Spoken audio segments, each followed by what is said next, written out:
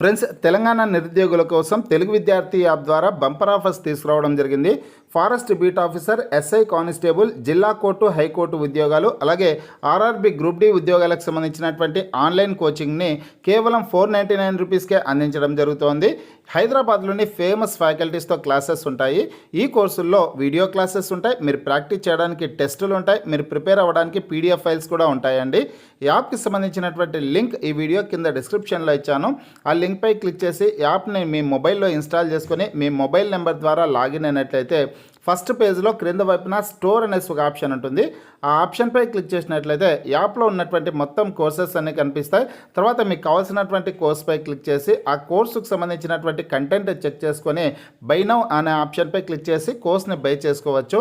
Hello friends, welcome to police recruitment YouTube channel. ఇంకా ఎవరైనా మా ఛానల్ని సబ్స్క్రైబ్ చేయకుండా చూస్తుంటే ఖచ్చితంగా సబ్స్క్రైబ్ చేసి ఆ వెంటనే వచ్చే బెల్ ఐకాన్ని యాక్టివేట్ చేయండి.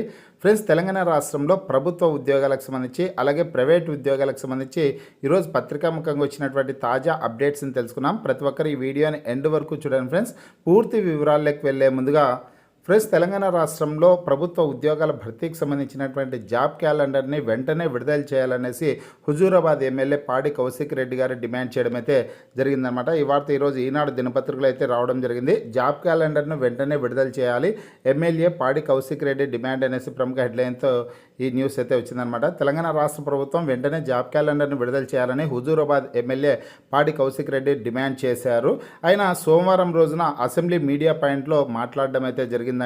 జాబ్ క్యాలెండర్ను విడుదల చేసి గత ఏడాది డిసెంబర్ నాటికే 2 లక్షల ఉద్యోగాలని భర్తీ చేస్తామని ప్రభుత్వం తెలిపింది.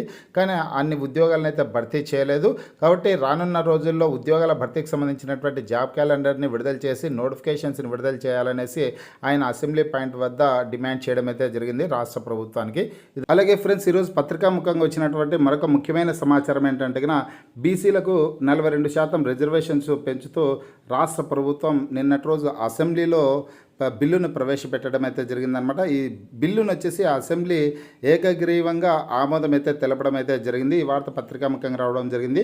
విద్యా ఉద్యోగ స్థానిక సంస్థల్లో బీసీలకు 42% కోటా, 2 వేర్వేరు బిల్లులను అసెంబ్లీలో పెట్టిన ప్రభుత్వం ఏకగ్రీవంగా ఆమోదించిన సభ అనేసి ప్రముఖ హెడ్లైన్స్తో ఈ న్యూస్ అయితే వచ్చింది. ఫ్రెండ్స్, నిరుద్యోగ అభ్యర్థులకు ఈ వార్త అతిపెద్ద శుభవార్తగా చెప్పుకోవచ్చు అనమాట.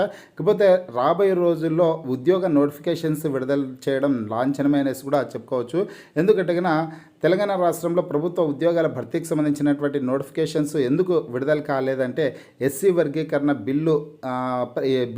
ఎస్సీ వర్గీకరణ ప్రక్రియ లేట్ అవ్వడం కారణం కావచ్చు, అలాగే బీసీ రిజర్వేషన్స్ పెంపుదలకు సంబంధించినటువంటి కారణం కావచ్చు, నోటిఫికేషన్స్ విడుదలకు నోచుకెళ్ళలేదన్నమాట.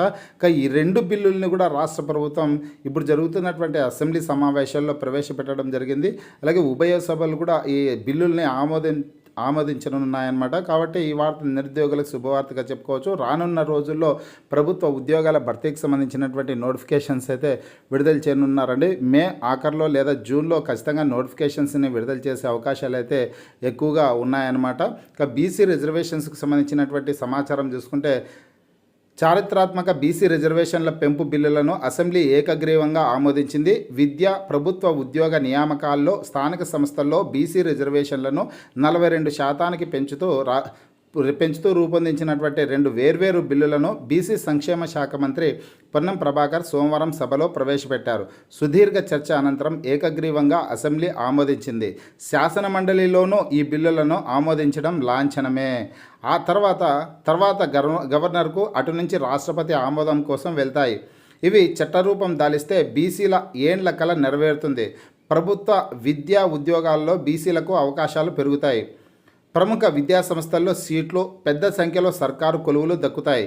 ఇటు స్థానిక సంస్థల్లోనూ పార్టీల దాయాదాక్షణ్యాలతో సంబంధం లేకుండా 42% రిజర్వేషన్లు బీసీలకు అమలు అవుతాయనేసి ఇక్కడ ముఖ్యమైన సమాచారం అయితే రావడం అయితే జరిగిందనమాట. బీసీ కేటగిరీకి సంబంధించినటువంటి నిరుద్యోగులకి ఈ వార్త అతిపెద్ద శుభవార్తగా చెప్పుకోవచ్చండి. ఇక మరొక న్యూస్ చూసుకుంటే ఈరోజు వచ్చినటువంటి న్యూస్ వచ్చేసి 15,000 కోట్ల పెట్టుబడులు, 3 లక్షల ఉద్యోగాలు, టూరిజం పాలసీ టార్గెట్ జీవో జారీ చేసిన ప్రభుత్వం అనేసి ప్రముఖ హెడ్లైన్స్తో ఈ వార్త అయితే రావడం జరిగిందండి. తెలంగాణ టూరిజం పాలసీ జీవోను రాష్ట్ర ప్రభుత్వం సోమవారం విడుదల చేసింది. రాష్ట్రంలో టూరిజం రూపురేఖలు మార్చడమే ధ్యేయంగా గత డిసెంబర్లో దీన్ని రూపొందించింది.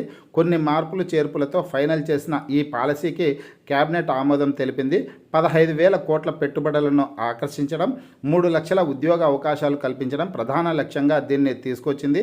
2025 నుంచి 2030 వరకు 5 ఏళ్ల పాటు అమలులో ఉండనున్నది అనేసి ముఖ్యమైన సమాచారం అయితే రావడం జరిగిందండి టూరిజం శాఖకు సంబంధించి.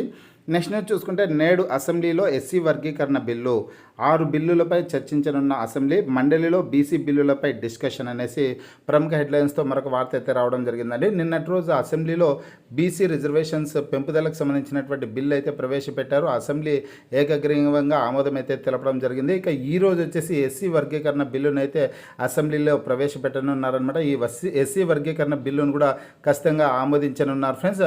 ఈ వార్త కూడా నిరుద్యోగులకి ఎస్సీ కేటగిరీకి సంబంధించినటువంటి అభ్యర్థులకి శుభవార్తగా చెప్పుకోవచ్చు. ఇవండి ఈరోజు పత్రికాముఖంగా వచ్చినటువంటి లేటెస్ట్ అప్డేట్స్. మీకు వీడియో నచ్చినట్లయితే లైక్ చేయండి, షేర్ చేయండి.